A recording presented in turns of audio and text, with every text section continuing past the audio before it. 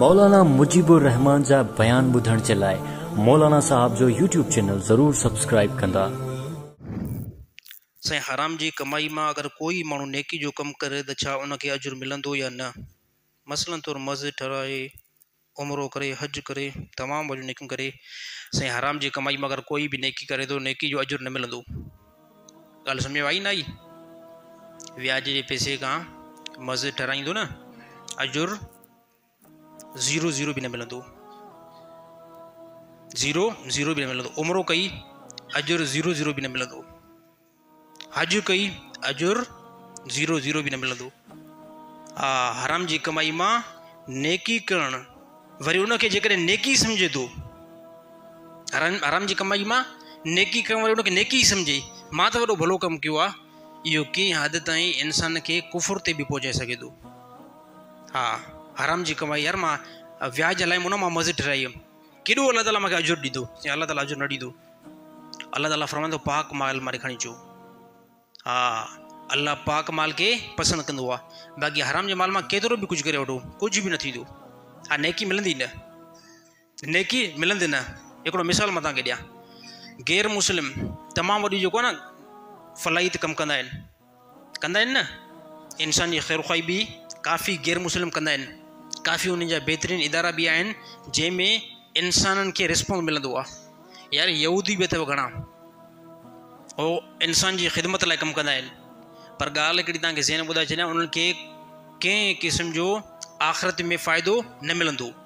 छाजे करे? आहे गैर मुस्लिम न, हराम जी कमाई इस्तेमालु थो करे न। अगरि जेकॾहिं को गैर मुस्लिम हिलाल जी कमाई बि इस्तेमालु कई न, त बि उनखे आख़िरत में अजुर न मिलंदो। दुनिया में उनखे मिलंदो। जेकॾहिं अगरि भलाई बि करे थो न को गैर मुस्लिम, को हिंदू, को ईसाई, त उनखे दुनिया में वापसी मिलंदी।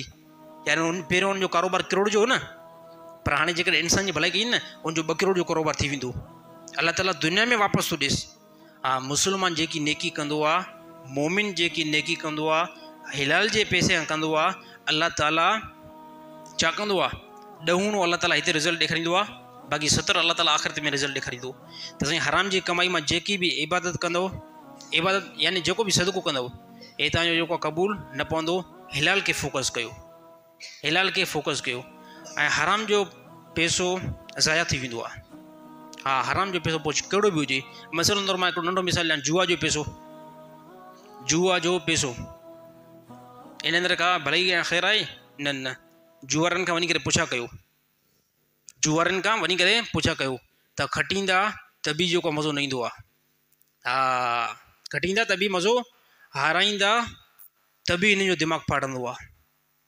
ॿिन्हिनि सूरतुनि में हिन खां पुछा कयो, खटींदा मज़ो न ईंदो, वरी लालच, वरी जेको रखां, वरी तबाह थींदो पोयां, ऐं हाराईंदा पोइ त भितियुनि में टकर हणंदा आहिनि।